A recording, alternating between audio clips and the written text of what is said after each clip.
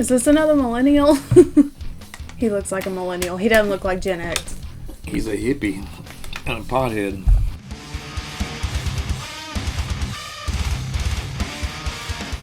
Well, it's time to check out some comedy. Yeah. And the last few that we've done, we did Norm. I never heard of that. You never heard of that? How could you have never heard of that? Apparently I didn't laugh enough for people. They weren't excited about me not laughing on skits I'd seen 30 times in the past and loved them. Made it very clear. Norm's one of my all-time favorite comedians, but time to delve into some new comics, apparently, and we haven't done anything since Matt Rife. And I saw this guy on Facebook, and he looked funny. He looked funny. I saw a little 60-second skit where he was talking about having to drive a stick shift on mushrooms. And I was like, okay, I'll check this guy out. Okay. He's going to be entertaining. His name is Craig Conant, I guess. I mean, I hadn't heard him say his name, so I'm just going to assume based on the way it's spelled, it's Conant. But I'm just going to call him the hippie dude from California, because that's what he looks like. It's just a hippie from California.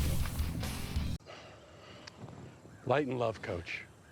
Light and love. He has a skit that we're going to check out called I Was a Leash Kid. I don't know. Backpack leash? I don't know. We gonna find out. So let's find out what a leash kid is. Let's do this. Yeah, what's up? I'm not dead. Yeah. I started smoking weed again though. Yeah. I am aware it looks like I never left. Like I know, bro.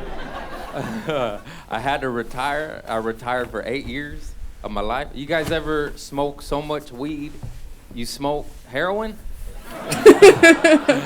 Whoopsie daisies. I did it wrong, bro. I lost a tooth to the war. I don't know if that was the Kool-Aid or the dope, you know. But that's between me, my tooth hole, and God right there. But when you leave weed for 8 years, they change the game, you know. They got weed, everything. They got weed shampoo. Look at this glorious right there. They got weed chapstick. I'm wearing too much right now. They have weed water now. That's not a joke. They have weed LaCroix in a can. However you say that, dumb beverage. I don't know what a pamplemousse is, all right? It's grapefruit. But I was at a party and they had a cooler full of it and I started putting them back. You know, I didn't know. I had about 8, 9, 10 of them bitches. I'm also lying. I knew. Yeah. You put a little in your tooth hole on the side. Gets rid of gingivitis. And then I smoked a joint after that because I'm an addict, you know? That's my problem. Like, I don't like regular high. I like, oh, no. How can I survive this? And therein lies my problem. And then I did all that, and I was driving me and my buddy home on the freeway. Oh, yeah, God. And he asked me, he's like, how the fuck are you driving right now? And I said, I'm not. We're flying, bro. That car ride was lit, too. We had Pink Floyd playing, you know. Again, hello, hello, hello. Is there anybody in there? No. I lost my marbles when I was 9, dude. I was that little kid high on tropical punch Kool-Aid with the red stained lips. Remember Red Mouth? I was a bad kid. I was a menace. My mama put a leash on me. I was a leash kid. That shit didn't work. She turned around. I'd strap that shit on another kid. I was gone, baby. That big booty can't catch that. You know. My mama's got a big old booty. That's it. That's a one-liner right there. He's wearing a dare hat. I'm half Mexican. Can you tell? At all? Poquito? For the doubters. What's up now, fool? What's up now? My mama is full Mexican. My dad is white as fuck. So I came out looking like a lesbian, you know? I shaved my pussy today, boy. I make fun of my Mexican side a lot, and they're like, why don't you make fun of your white side, Craig? Why don't you make fun of them? It's because I can't. What am I gonna say about my Uncle Terry Whiteside? He's doing well. Yeah. He's an engineer. He's a son of a bitch on the golf course. You know? That shit don't slap. But my Uncle Johnny, Mexican side, you know, watch out, fool. This fool's nuts. that fool's tatted up. He's got punk and kill tatted on his knuckles right here, and then he has Jesus Christ on his throat. Yeah, make up your mind, Johnny. Those are conflicting ideologies, bro. But he used to babysit me and tell me stories when he used to party. He's sober now. You're about to hear why. Yeah. He said he had PCP at a party, and his buddy warned him. He's like, "Hey, Johnny, stash the drugs. And the cops are coming, you know." And he said he pulled it out of this pocket and he put it into that pocket. And then he's like, "Stashed it." And then he went to prison, yeah. And then became my babysitter in that order. It all makes sense now. You guys want a weird story? I got a weird one. All right. Hey man, I seen my cousin's vagina before. Oh my God. You said yeah. That's consent, baby. No, I saw it in a natural way, in a normal way. Yeah. Is there any way that's My normal? cousin was pregnant as fuck, and her man got locked up. You know, he was a tweaker from Riverside. And my mother is a very sweet lady. She's a matriarch. She takes everybody in, and she's like, "We got you. Come live with us." But now I'm home alone with my pregnant cousin, and she went into labor. Yeah, and she's like, "Hey, can you take me to the hospital right now?" And I was like, "Okie dokie, yeah." But let me smoke this weed real quick. You know, I'm not a woman, but I don't know how long labor is gonna be. You know, it's a long day. And let me get my mind right. So I rushed her to the hospital. Now it's me, my cousin, and the doctor. And then he asked me, he says, "Do you want to see a baby being brought into the world?" And I'm high as fuck. I was like, "Hell yeah, dude." That's like National Geographic in real life, you know? And my pull-out game is strong. I don't know when the next opportunity like this is gonna happen. And I know it's weird. I asked my cousin's permission. I was like, "Can I witness childbirth?" And she green lights me. And she's like, "Yeah, give it a look." And I was like, "Okie dokie." And now her legs are in the stirrups, the clampy things, you know? And I'm just staring at it and staring at it and still staring at it, and nothing is happening. And then I look at the doctor, I'm like, "Hey," and he's like, "Oh my God, I'm so sorry, it was too soon."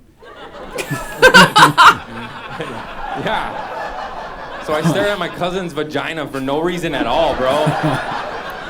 I know it was only 2 minutes, but I'm high as hell. That was like 2 years to me. I also want to know, what if that doctor had the sickest sense of humor ever? And he's like, "I'm going to trick this high dum-dum." And is staring at his cousin's stuff. Because he did, man. He got me. So then 20 minutes go by, and he says that the baby's crowning now. Come back and give it a look. And I was like, "I don't know, bro." Fool me once, shame on you, dude. Fool me twice, that's my cousin's pussy, bro. So I was like, "Oh, fuck it, I'll take a chance," you know? And I went back and I witnessed that shit. Women, you're amazing creatures. Y'all sprout human beings out your wee-wee, dude. That's the craziest thing I've ever seen in my life. It comes with a cord. Y'all know that? They let me cut it and everything. It's tough as nails, though. They don't warn you about that part. I had to pull out my pocket knife, go, you know? Oh my God. I told you I was Mexican. We ready, dog. What's up, fool? But when you witness something like that, it impacts you. I saw that. And I said to myself, I was like, I'm never having sex again, you know? But then you quickly realize that's not a possibility. So you bargain, you go, "Okay, at least when I have sex, I'll be safe and I'll wear a condom." But then you quickly realize that's not a possibility. God. So you pull out and pray, yeah. So you pull out Getting and pray. STDs tonight. Okay. I think STDs are a myth anyways. You just go in the ocean, that shit goes away, you know? Get rid of your burning with some burning from the Lord. His laugh. Yeah, I laugh. My dad's crazy too, my white side. He doesn't like laws. You know, like laws, those silly old things. I remember growing up, the first law that changed was the bike helmet law. When I was a little kid, you could bareback the concrete like a man, you know. You come out like this, though. And me and my father were riding our bikes to the Moose Lodge because he had one too many the night before. And we're picking up his truck, and we get pulled over by the police, and he says to us, "Your son has to wear a helmet now." And my father said, "I ain't raising no fucking nerd." And the cop was like, "Oh, Jesus," you know. This was noon on a Saturday in Torrance, California, you know. I was like, "Yeah, he's a firecracker." He was Touch right. him with them, you know. And then the next law that changed, you used to be able to ride in the back of pickup trucks. Even in liberal Los Angeles, early 90s, I swear to God, me and my sisters would be back there playing Uno and hopscotch, you know. you hit a dip, you'd be like, whee. That might have been a good law. That saved some niños right there, you know. Ooh, there goes another. And we're going fishing, and we're going down the 110 freeway, and we get pulled over, and me and my sisters are back there playing, and the police says, like, "Sir, your children cannot be back there anymore." And my father said, "What is happening to America?" My children can't play in my pickup on a highway I pay taxes for? And the cop, you know, he's like, "Sir, we're just trying to prevent you from having a dead son." And my father said, "I'd rather have a dead son than a pussy boy." And then he beat me. That's a dark one. Okay, my bad. We'll pep it up. We'll go happy. I moved to the beach recently. Hey! I look like I would live by the beach, just not in a home, you know? Like maybe a van at best, or under the pier on a rough night. Yeah. And I was babysitting my little nephew. Again, I'm 10 years off narcotics and alcohol. I'll be back, don't applaud that. So she trusts me again, and I take my little nephew down to the ocean. I put him on a boogie board, just very shallow in the white water. And I don't know if God is mad at me for my Kool-Aid days or druggy days or what, but that fool sent a wave in out of nowhere, and then my nephew disappeared. Oh, God. Yeah, I don't know if you've ever lost a kid in the Pacific Ocean. But that's a bad feeling right there. Yeah, I only lost him for like 3 seconds. It was the longest 3 of my life. I was searching for his head to pop up like a buoy. I was like, "Come on, Thaddeus, come on." And I just seen him tumbling, just, you know. And he's 4, he can't talk that good. He popped up and he said, "I was underwater, Uncle." And he said, "I could see you, and then I couldn't see you." And I said, "You're a poet, Thaddeus. Now don't tell your mama about this." And he didn't rat me out because he's Mexican. Hell yeah. And then I beat him. Generational trauma continues. I'm just joking. It stops here. Okay, I like him. I can't tell if this is dry humor. Oh, yeah. I love dry humor. Dry humor's the best. He was funny. I like him.